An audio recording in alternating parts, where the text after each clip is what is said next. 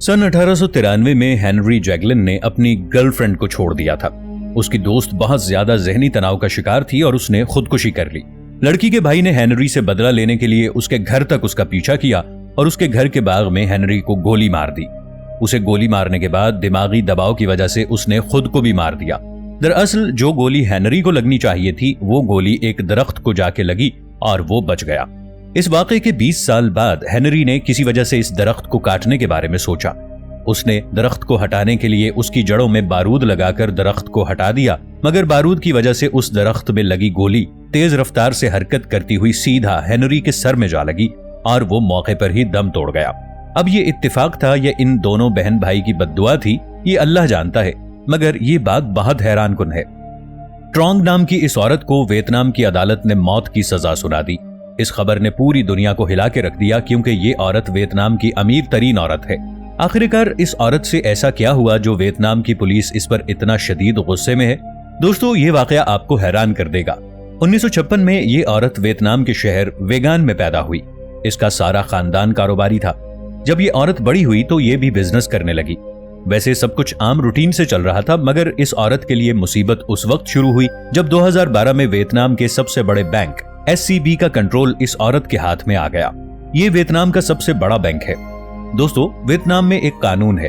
इस कानून के मुताबिक कोई भी आदमी बैंक से 5% से ज्यादा शेयर अपने पास नहीं रख सकता, मगर इस औरत ने जाली कंपनियों और लोगों का इस्तेमाल करके इस बैंक के 90% शेयर्स खुद खरीद लिए।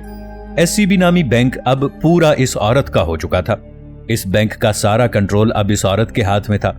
मजबूरन वहां काम करने वाले लोगों को इस औरत का कहा मानना पड़ता था, इसलिए इस औरत ने इसी बैंक से कर्जा लेना शुरू कर दिया। इस औरत ने बैंक से इस कदर कर्जा ले लिया कि बैंक का 93% कर्ज का रुपया इसी औरत के पास था। एक आदादोशुमार के मुताबिक 2019 से लेकर 2022 के दरमियान इस औरत ने बैंक से 4 अरब डॉलर निकाले। ये औरत अपने ड्राइवर को कार देकर बैंक भेजती थी और ड्राइवर इस कार को बैंक के रुपयों से भरकर वापस ले आता और वो सारा पैसा घर के एक तहखाने में डलवा दिया जाता। ये औरत तकरीबन 11 साल तक बैंक को लूटती रही। हो सकता है आप इस बात पर यकीन न करें, इस औरत ने 44 अरब डॉलर लूट लिए और बहुत से ममालिक ऐसे हैं जिनके पास इतनी खतीर रकम नहीं होती। लेकिन यह औरत पकड़ी कैसे गई, इसके पीछे भी एक अजीब कहानी है। वैसे तो वियतनाम में काफी करप्शन होती है, मगर 2016 में लोग इस करप्शन के खिलाफ सड़कों पर निकल आए। तब पुलिस भी हरकत में आई और करप्शन वाली जगहों पर छापे मारने शुरू किए। 2022 में इस औरत से भी पूछगछ का काम शुरू किया गया। जब इस औरत की तहकीक शुरू हुई तो बातें खुलती गईं और इस औरत की करप्शन सामने आती रही। ये बेनकाब होना शुरू हो गई। ये वियतनाम का सबसे बड़ा करप्शन केस था। इस केस के लिए 2700 लोगों के बयानात लिए गए। इस औरत के खिलाफ जो सबूत जमा हुए थे, इन सबूतों से 104 बॉक्स भर गए थे। वियतनाम में करप्शन के इस वाकये की बिना पर 85 लोगों को सजाएं हो चुकी हैं और इसमें यह औरत भी शामिल है। और सिर्फ इसी औरत को सजाए मौत सुनाई गई। इस औरत के शौहर और एक भतीजी को 20 साल की सजा हो चुकी है। बहुत से लोगों का यह कहना है कि इस औरत को सजाए मौत नहीं होगी क्योंकि इसकी दोस्ती वियतनाम के बहुत से असर रसूख वाले लोगों से है जो बहुत ताकतवर हैं और वो ऐसा कभी नहीं होने देंगे। अदालत ने इस औरत को यह हुक्म भी जारी किया कि बैंक में 27 अरब डॉलर जमा कराए जाएं। हो सकता है बैंक में 27 अरब डॉलर जमा करवाने पर इसकी सजाए मौत टल जाए। वैसे अदालत की तरफ से यह हुक्मनामा जारी किया गया है कि इस औरत को जहरीला इंजेक्शन देकर मौत के घाट उतारा जाए। दोस्तों, कुरून वुस्ता में डॉक्टर हर बीमारी का इलाज मरीज का पेशाब देखकर बताया करते थे।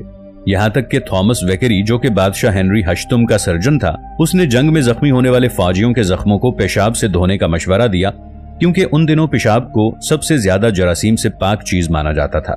फिर ऐसा ही हुआ कि फौजियों के जख्मों को पेशाब से धोया जाने लगा। दोस्तों, ये कुरून वुस्ता की अजीब तरीन चीजों में से एक है। इसमें होता यह था कि मकतूल की लाश मुल्जिम के पास लाई जाती थी और उसे लाश पर हाथ रखने का बोला जाता था। अगर लाश पर हाथ रखने से खून बहने लगे या फिर कोई और गैर मामूली निशानियां नजर आएं तो इसका मतलब है कि मुल्जिम मुजरिम है। दोस्तों, 1875 में डबलिन शहर में एक इमारत से अचानक आग भड़कना शुरू हुई। 500 बैरल विस्की जो उस वक्त वहां मौजूद थी, उसके फटने की वजह से सड़कों पर मजीद आग भड़क उठी। ये अल्कोहल एक लावे की तरह फैल रही थी। पानी डालने से ये मजीद बढ़ रहा था। इसे रोकना एक चैलेंज था। इसने आधे शहर को अपनी लपेट में ले लिया था, जिसकी वजह से लोगों के घर और कारोबार तबाह हो गए। आखिरकार इस शराबनुमा लावे को जानवरों के फुजले और रेत की मदद से दीवार बनाकर रोका गया। आग रोकने की देर थी, लोग बर्तन लेकर जमा हो गए, गलियों में फैली हुई शराब को जमा करके बर्तनों और जूतों में भरने लगे। इस जहरीली शराब को पीने से दर्जनों अफराद अस्पताल पहुंच गए और 13 लोग अपनी जान से हाथ धो बैठे। इस जाया होने वाली शराब की कीमत मौजूदा दौर में $6 मिलियन बनती है। ये आग डबलिन की तारीख की सबसे तबाहकुन आग थी। ये वाकयात 1971 में स्पेन के एक गांव में शुरू हुए। मारिया कुमारा नामी खातून ये देखकर हैरान रह गई कि उसके बावर्ची खाने के फर्श पर एक दाग खौफनाक चेहरे की शक्ल इख्तियार कर गया है, जो बहुत अजीब लग रहा था। मारिया किमारा के हस्बैंड और बेटे ने फर्श के इस टुकड़े को काटकर अपने पास महफूज कर लिया और कंक्रीट से इस जगह को दोबारा भर दिया, लेकिन जब सुबह उन्होंने देखा तो उसी जगह पर एक और चेहरा बना हुआ था। ये सब बहुत डर गए। एक हफ्ते के बाद उनकी ये मामूली सरगर्मियां खौफनाक होती गईं, क्योंकि उन्हें मजीद शहरों का सामना करना पड़ा और जल्द ही लोग उनके घर शहरों को देखने के लिए आने लगे। आखिरकार इस सारे फर्श को खोदा गया तो नीचे से नामालूम लाशों की बाकियात मिली। किचन का सारा फर्श दोबारा नए सिरे से डाला गया, लेकिन फिर 2 हफ्तों के बाद ये सिलसिला जारी हो गया और नए चेहरे बनने लगे। लोगों के मुताबिक ये सब कुमारा खानदान की तरफ से किए गए धोखे के अलावा कुछ नहीं। रिसर्चर्स भी आज तक इसके पीछे की हकीकत नहीं जान सके। Giant mammoth leg. दोस्तों, ये डिस्कवरी 2021 की है, जिसे डेमेटर और हेनरी साल्डर ने डिस्कवर किया था। दरअसल जब ये डाइवर्स फ्लोरिडा में स्कूबा ट्रिप पर थे और जब ये नदी में तैर रहे थे तो तब उनको वहां से 4 फुट लंबी और 50 पाउंड भारी एक हड्डी मिली। शुरू में तो उनको इस बात का जरा भी अंदाजा न हुआ कि ये एक कीमती हड्डी है, लेकिन जब इसके ऊपर रिसर्च की गई तब उनको इस बात का पता चला कि ये एक जायंट मैमथ की हड्डी है। जब इसकी कार्बन डेटिंग की गई तो ये बात सामने निकल कर आई कि ये हड्डी 6.2 मिलियन साल पुरानी है और उस वक्त इस एरिया पर कैनेडियन मैमथ रहते थे। ये मैमथ 13 फुट तक बड़े और वजन में 10 टन से भी ज्यादा वजनी हुआ करते थे और इसके साथ ही वहाँ सैबर टूथ टाइगर के दांत और कई मिलियन साल पहले गायब हुई शार्क के फॉसिल्स भी मिले। The rare rock. दोस्तों, आप सब ये तो जानते हैं कि जब इंसान वॉमिटिंग करते हैं तो क्या चीज बाहर आती है। तो क्या आपने कभी सोचा है कि जब एक व्हेल उल्टी करती है तो क्या बाहर आता है? अगर नहीं पता तो चलिए हम आपको बताते हैं। दरअसल ये बात चंद साल पहले की है, जब मिस्टर ली नाम के एक आदमी ने ऑर्चिड आइलैंड के नॉर्दर्न से एक बहुत बड़े पत्थर को दरियाफ्त किया, जो देखने में काफी ज्यादा कीमती लगता था। इस पत्थर से एक अजीब तरह की मीठी खुशबू आ रही थी और ये पत्थर कम और एक एम्बेरगस ज्यादा था।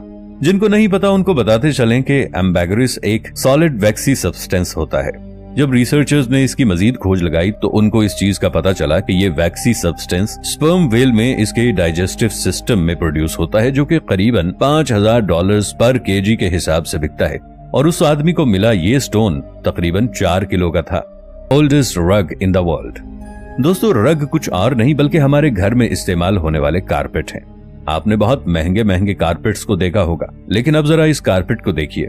ये दुनिया के सबसे पुराने कारपेट्स में से एक है, जिसे आर्मीनिया के लोगों ने बनाया था। ये कारपेट 5th सेंचुरी BC से लेकर 3rd सेंचुरी BC के दरमियान बनाया गया। इसे दुनिया का सबसे पुराना कारपेट माना जाता है। आपको बता दें कि इसकी तलाश साइबेरिया में फ्रोजन टोम्ब से की गई थी। इसे सेंट पीटर्सबर्ग हर्मिटेज म्यूजियम में रखा गया है। ये कोई आम कारपेट नहीं था, बल्कि आप ये जानकर चौंक जाने वाले हैं कि इस कारपेट के किनारों पर जानवरों के नक्शो निगार बने हुए थे। इसके अलावा कारपेट को 2 से 3 कलर के धागों से भी रंगा गया था।